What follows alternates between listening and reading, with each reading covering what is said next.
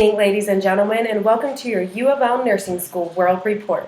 My name is Annie McCarter. And I'm Emily Fisher. Tonight we will bring you updated information about breastfeeding and the risk for childhood obesity. Stay tuned to learn more. Alright folks, as mentioned previously, we will be talking about breastfeeding and childhood obesity. Our contributors for this report include Carly Adams, Haley Diley, Emily Fisher, myself, and Nadij Mulinj. We're going to start off with some background and clinical relevance with some childhood obesity facts.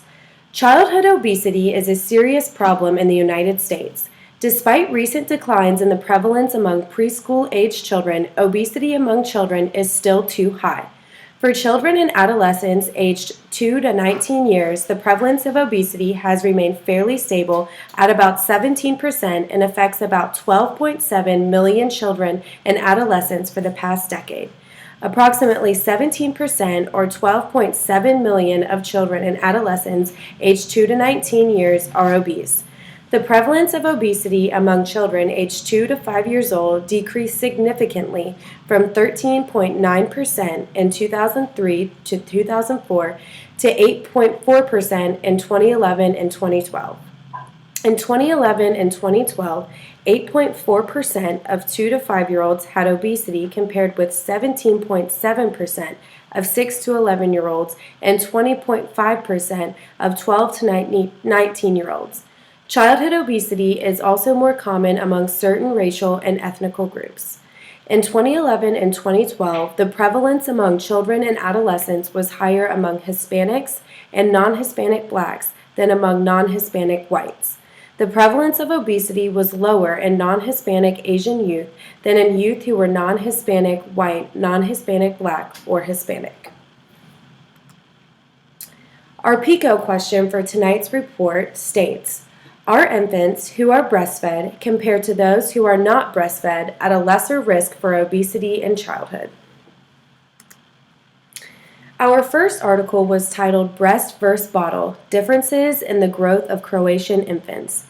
This study evaluates the feeding mode and growth of infants in Eastern Croatia, and is the first research of this type on the local infant population. Results showed a preventative impact related to breastfeeding on infant obesity. 203 infant and mother pairs were enrolled in the study. Data was recorded at 1, 3, 6, 9, and 12 months of age. At 1 year old, 6.4% of all study infants and 7.6% of mixed milk infants were at risk of being overweight, while the same risk for the group of breastfed infants was 4%. Formula-fed infants had the highest weight gain, and exclusively breastfed infants had lower weight for length scores during the first year, which suggests that breastfeeding may have a preventative impact on obesity development. Our second article was titled Long-Term Consequences of Breastfeeding on Cholesterol, Obesity, Systolic Blood Pressure, and Type 2 Diabetes, a Systematic Review and Meta-Analysis. This article analyzed the association between breastfeeding and 4 different disease processes, overweight and obesity being one of them. The article looked at published literature that covered studies already completed on the matter and systemically reviewed it to draw conclusions on the correlations. The authors of the article drew the conclusion that breastfeeding decreased the rate of overweight and obesity by 13%. While this is only a small bit of evidence toward a positive influence of breastfeeding on health later in life, it still is a positive correlation based on an immense amount of high-quality data and should be considered an indication of a positive effect of breastfeeding. Our next article is titled The Association Between Breastfeeding and Childhood Obesity, a Meta-Analysis. This article used a meta-analysis method in which they studied the link between breastfeeding and childhood obesity. 25 studies with a total of over 200,000 participants were incorporated. The study's publication dates went from 1997 to 2014, and they assessed the population of 12 countries. The databases were systemically searched starting August 1, 2014. Results showed that breastfeeding was associated with a significantly reduced risk of obesity in children. Associations between infant feeding practice prior to 6 months and body mass index at 6 years of age. The aim of this study was to evaluate infant feeding practices in early infancy and the body mass index of those same infants at 6 years of age. Information on breastfeeding was collected for 0 to 12 months, and then a 24-hour dietary record was recorded at 5 months. Then at 18 months, changes in the infant's weight were recorded. Infants that were formula fed at 5 months of age grew faster, especially between 2 and 6 months, compared to those infants that were exclusively breastfed. At 6 years of age, the BMI was 1.1 kilograms per meter squared, higher among infants who were formula fed and also receiving solid food at 5 months of age, compared to those infants that were exclusively breastfed.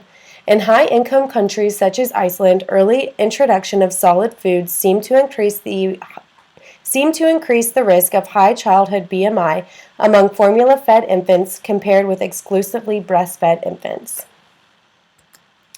Our next article, titled "Does Breastfeeding Reduce the Risk of Pediatric Overweight?" analyzed the odds of children becoming obese in childhood in relation to their feeding habits as infants. Owen's review had results that showed lower odds of obesity among children who were breastfed versus those that were formula fed, specifically 28 out of 29 estimates. Arendz similarly found reduced odds for overweight and obesity in children who were breastfed. Both authors agreed that there were lower odds of obesity among children who were breastfed at all than those who were formula fed, and furthermore, results showed that the odds of overweight and obesity decreased by 30% if a child was breastfed for 9 months compared to not being breastfed at all.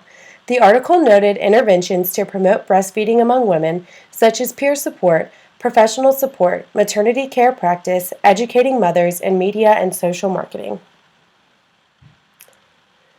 Our next article was titled, "Does Breastfeeding Protect Against Pediatric Overweight?" Analysis of longitudinal data from the Centers of Disease Control Prevention Pediatric Nutrition Surveillance System.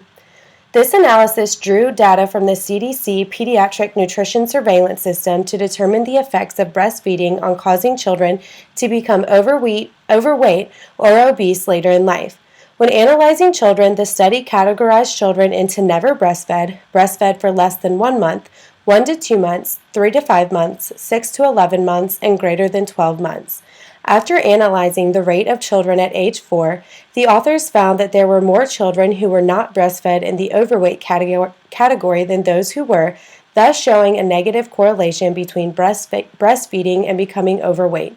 The authors concluded based on analysis that the lowest rate of overweight children were those who were breastfed for over 12 months. There was not any protection against becoming overweight in children who were breastfed less than 2 months. And now a word on the topic from Dr. Barbara J. Moore, President of Shape Up America. Breastfeeding has been found to be protective against childhood obesity. There are a number of studies of this issue, and what we've discovered is that breastfeeding for the first 6 months of life, actually exclusive breastfeeding for the first 6 months of life, and thereafter for as long as is convenient. But for the first 6 months of life, it's exclusive breastfeeding, and then after that, you start introducing solid foods. But the point is that what is exclusive breastfeeding?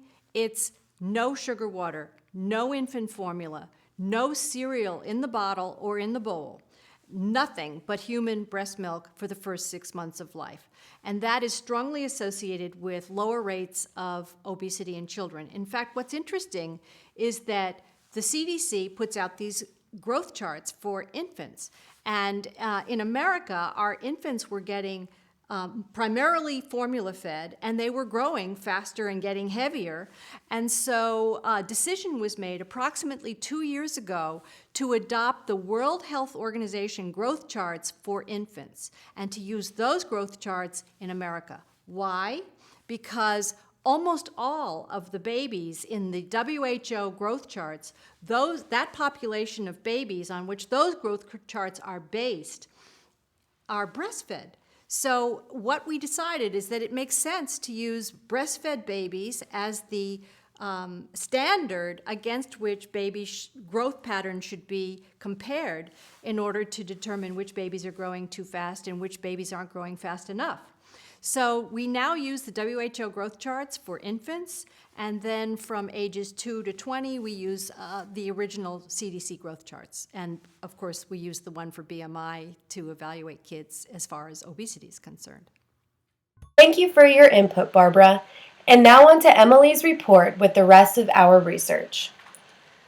Protective effects of breastfeeding against overweight can be detected as early as the second year of life, a study of children from one of the most socially deprived areas of Brazil.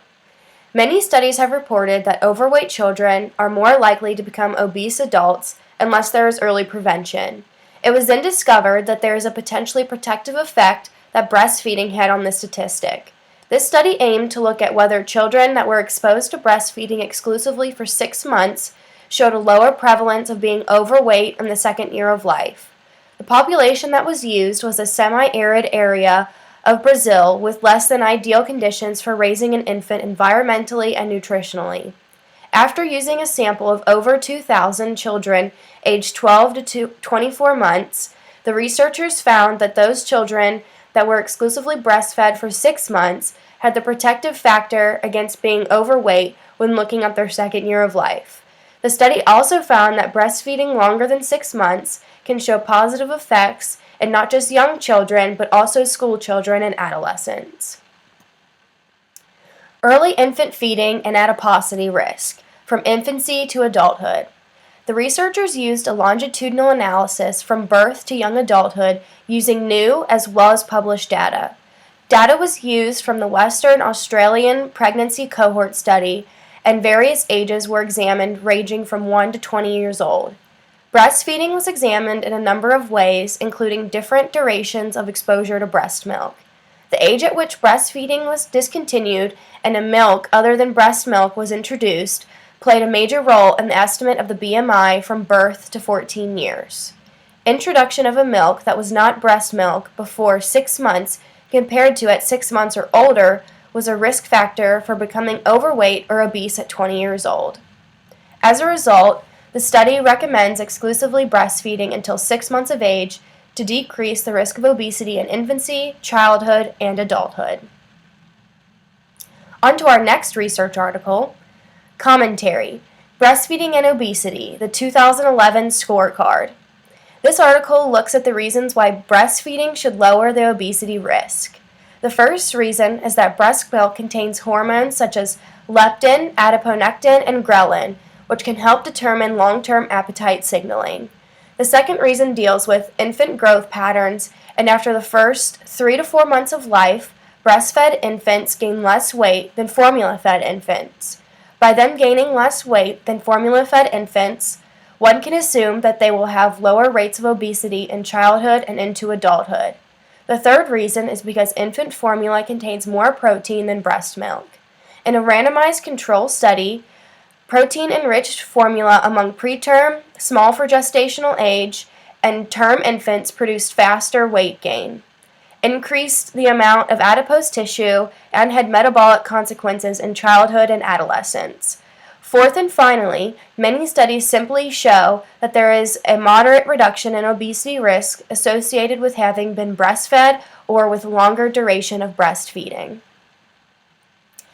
Can hormones contained in mother's breast milk account for the beneficial effect of breastfeeding on obesity in children? This study examines the data related to hormones contained in mother's milk and their potential protective effect on subsequent obesity and metabolic-related disorders. Human milk is a source of various hormones and growth factors, namely adipokines, ghrelin, resistin, and obistatin, which are involved in food intake regulation and energy balance. These are not found in commercial milk formulas. These hormones may be involved in the regulation of growth and development in the neonatal and infancy age. Surveys show that these hormones also protect against obesity later in life. The precise magnitude of the association remains unknown. A summary of all of our research found: breastfeeding is highly recommended in order to reduce the risk of childhood obesity. Breastfeeding exclusively through the first 6 months of life is the best method to avoid childhood obesity. Breastfeeding is beneficial because breast milk contains hormones such as leptin, adiponectin, and ghrelin, which can help determine long-term appetite signaling and energy balance. A solution to the problem. More mothers need to be exposed to the benefits of breastfeeding and the multitude of benefits that it will have for their child both short-term and long-term, such as obesity risks. This can be achieved by nurses giving accurate and in-depth information to new moms when they are deciding between formula feeding or breastfeeding. New mothers should not feel pressured to breastfeed, but they do have the right to be informed to all the pros and cons to both breastfeeding as well as formula feeding before making a decision for their child. And these are our references to sum up our report for today. Thank you for joining us, ladies and gentlemen. And remember, what would Florence do?